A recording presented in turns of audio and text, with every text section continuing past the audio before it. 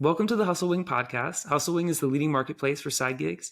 On this week's episode, I'm thrilled to welcome Sophie Alcorn from Alcorn Immigration Law. Sophie, thank you so much for being here today and making time to be on the podcast. I'm really excited. Thank you so much, Perry. It's really great to be here. Yeah, so let's jump right in. What is Alcorn Immigration Law?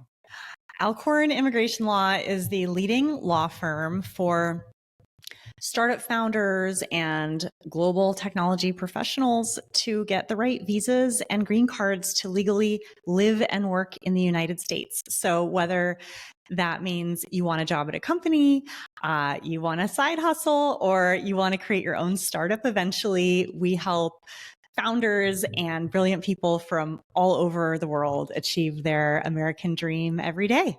That's awesome. And I know that's really relevant for our audience. With that, can you give us an elevator pitch of kind of how Alcorn works? Sure. We're a full service immigration and nationality law firm based in Silicon Valley, California.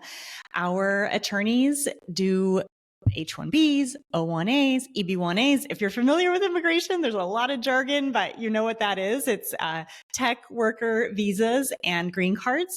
And we have two foci. One is helping individuals, especially from India and China, because they have really long backlogs, but also, founders from all over the world basically self-petition to be able to live in the United States without a corporate sponsor and without marrying an American.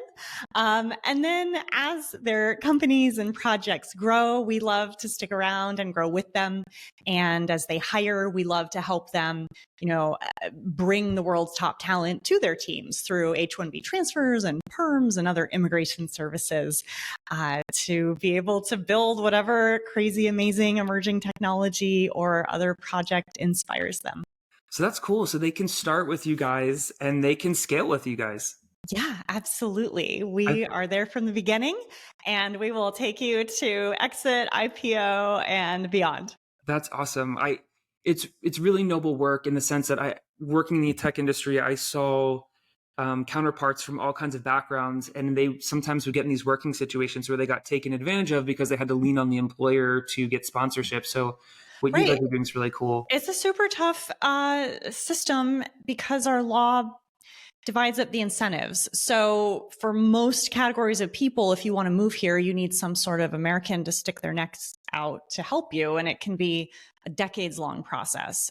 So a lot of people do end up feeling trapped. And I think that's one of the things where people are looking for help from an immigration perspective on side hustling. It's like, oh my God, I'm working, I'm committed to this company. I have to work there because they're doing my green card and it's going to take years, but I have these burning passions. I have other desires. There's so much I want to offer to the world. I could be so productive if I were only unleashed. So we also like helping people get those part-time concurrent H-1Bs for side gigs, which can also be great, basically layoff insurance from your main job to have a backup option instead of relying on the 60-day grace period.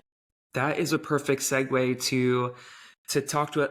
I want to get to talking about what projects you guys have going on and how this might be positioned, how Alcorn may be positioned to leverage some of our community of side hustlers. And I do want to mention, I've seen a lot of the side hustlers in our community kind of go through what you just explained of like, a lot of people moonlighting might be new for them. Maybe people are impacted by the layoffs. And so and in certain cases, it might be illegal. So you have to be very deliberate before you dip your toe in those waters, especially if you're an immigrant. And also just for startup founders in general, I'm not a corporate lawyer, but I know your intellectual property is so important as well. So it's really important to make a very deliberate plan before treading into certain waters, as exciting as they can be. I just want to make sure people are safe at the end of the day as well.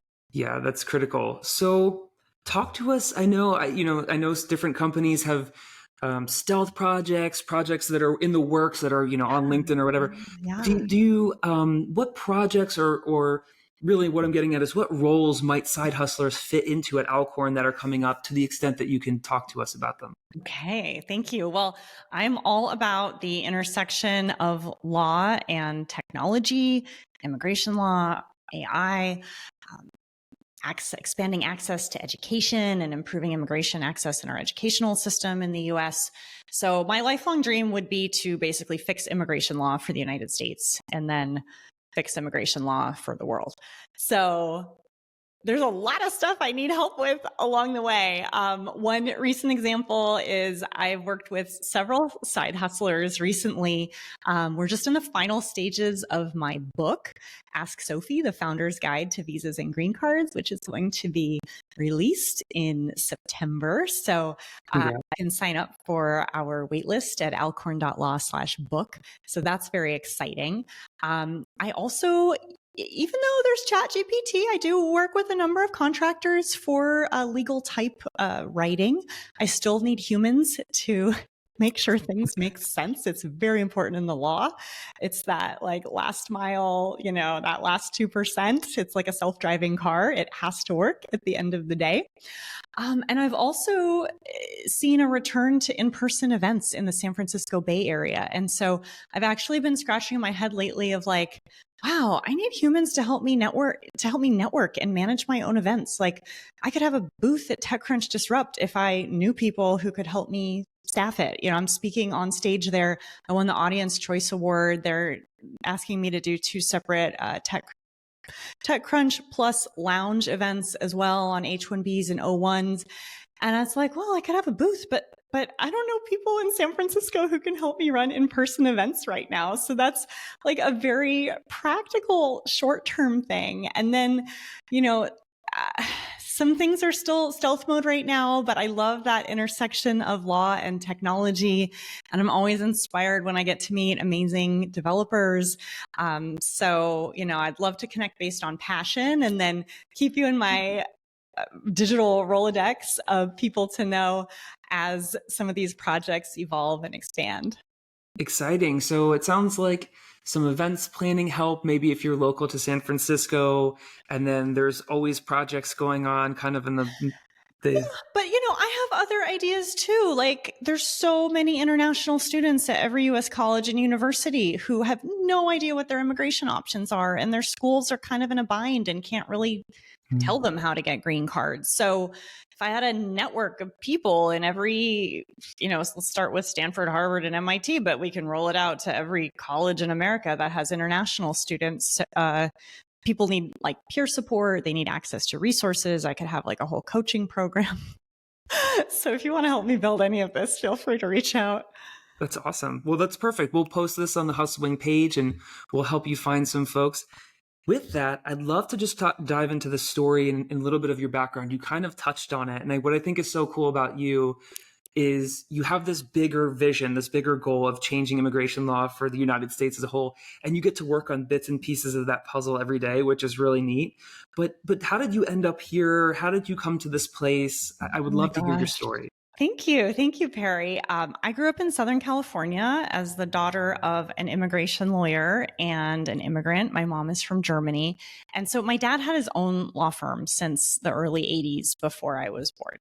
And I just remember him coming home every night and all of the tales of woe and suffering that he would tell. Also the tales of incredible, like David versus Goliath victories where he was able to keep families together and keep brilliant people in the country against all odds.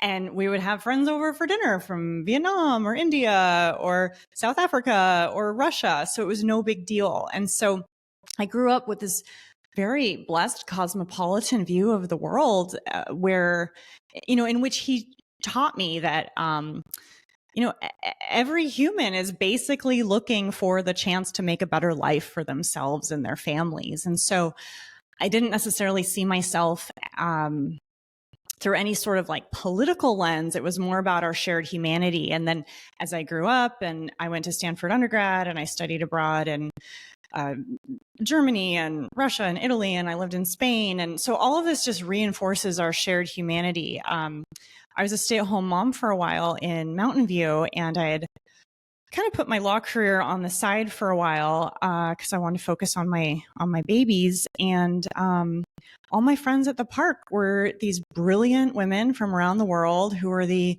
dependent spouses of H-1B holders who were working at big tech companies, and they had their own incredible career back home that they had to give up.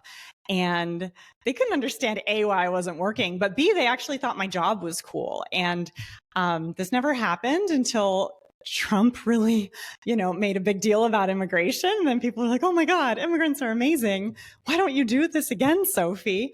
And I was like, well, if I did it, I would want to have a happy law firm where things function smoothly and there's good customer service for our clients and they have good streamlined communications. And so ultimately I found myself starting a law firm to try to achieve all of those aims. And, we're continuously improving and building our own automations and software and doing what we can to live up to that ideal and vision. And it's all part of this grander plan to, I'm not an immigrant myself, but I've lived in other countries, but I've also just been in situations where I felt trapped and like I didn't have the freedom to create or be myself. And so I have a lot of compassion for anybody who might feel like they're in that situation. And I think that is a common theme for many people who are somewhere in the immigration process. So I just look at my kids and I think, why should any child have a different possibility of living out their dreams, self-actualization and potential? So that's the world that I envision and that I want to try to do my part to help create. Before we wrap out, that is almost overwhelming. That's just your story, really. I mean, what is it like following in your father's footsteps? Do you see yourself coming to this point, like manifest destiny? Like how is that for you? It was rough, especially at first, because I really was afraid that the people in his firm, I didn't want them to think that I was getting special treatment because I was his daughter. So I didn't even ask people to make photocopies for me, which was a huge waste of economic resources. If you think about the hourly billing rates of people in a law firm, like you don't want your lawyers making the photocopies in general. But I did all of that. And then part of what led to me founding the firm was I was thinking of going back to work, maybe having a side hustle of ghostwriting legal briefs for other immigration lawyers or something. When my kids were 1 and 4, and there was an abrupt accident in which my dad died very unexpectedly. And I did not know that he had made other arrangements for his firm, which I had asked him to do because I had been experiencing postpartum depression and I was a stay-at-home mom to a 1-year-old and a 4-year-old. But I just had thought, Dad, if something happens to you, I got my hands full with these kids. I moved far away. I don't know how I would take over your law firm. Like, please be responsible and find somebody who is going to make sure your clients get to stay in the country and the lights stay on, right? I don't know how to do that. So I had all of this courage in those moments of like, okay, I know this is my destiny. This is my legacy. Like I have to leave off where my dad couldn't continue. And I have to carry this on. And then there was this big surprise where he'd secretly, followed my wishes and I was no longer part of the path of that firm. So I had this big realization of, okay, that's okay. I'm living in Silicon Valley. I want a technology-enabled law firm anyway. So I'm just going to build it and it's going to be amazing. And I'm going to get to help the world's most brilliant people manifest their destinies. And now I get to do that. And so now I feel like my dad is my guardian angel who helps me get these amazing, weird victories from the government that wouldn't otherwise make logical sense. And I feel like he'd be very proud of me. So I'm just grateful that he, was my role model and that he showed me how we all have our shared humanity in common. People are people. We all want to laugh. We all want love and friendship and success and freedom. And so I just hope I can help create more of that in the world. I would be lying if I said when we were going to have this interview and we're talking about law, I'm like, okay, this is going to be scary. I don't know if this is going to be super exciting. How can I relate? What am I going to tease out? But that story is unbelievable that Oh, your dad kind of leaves off, honors your wishes, and then like a phoenix, you kind of rebuild this thing from nothing, which in so many ways I'm sure is almost your dad probably is so much more proud that you went through all of that to build it from scratch because it's truly yours now.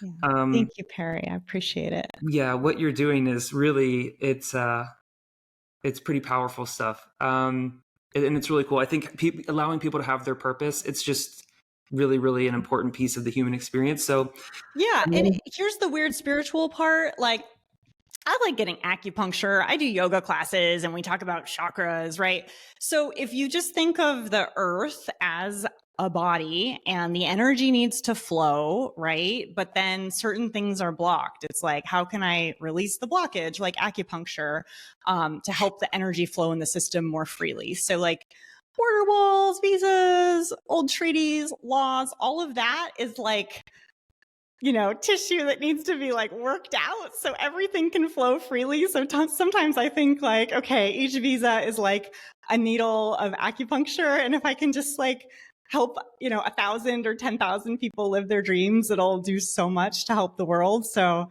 I just want to play that one small part. But if I can do it well, it's such an honor. that is like eerie. I was just watching a video. I forget who the guru or whatever was this morning on releasing our own blockages. How we have these blockages we put up that keep us from experiencing joy. So that kind of just like blows my mind that you're talking about this right now.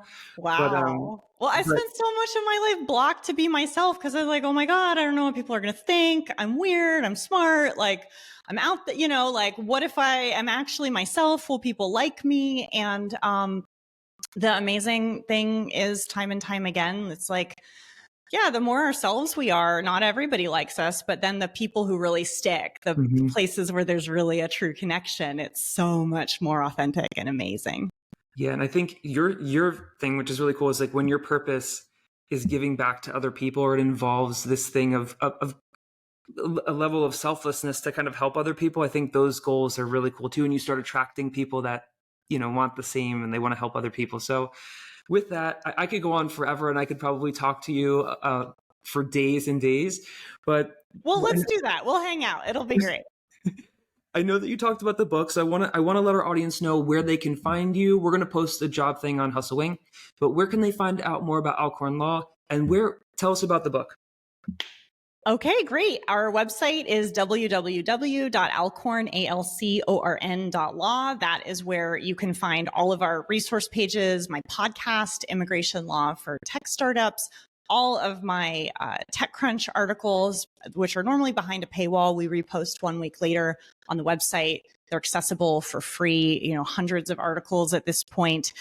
There's a link there as well to sign up for the book. You can contact us for help for visas and green cards. You can learn about our extraordinary ability prep class, Alcorn Academy, to help you get positioned for an O1A or EB1A green card self-petition. We have tons of resources. We would love to help you. And I just love meeting people. So you can also connect with me on LinkedIn. I'm in Palo Alto in the San Francisco Bay Area. I'm around. Please say hi. Awesome. Sophie, thank you so much for taking the time today. It was an absolute pleasure. You're welcome. Thank you, Perry. All right.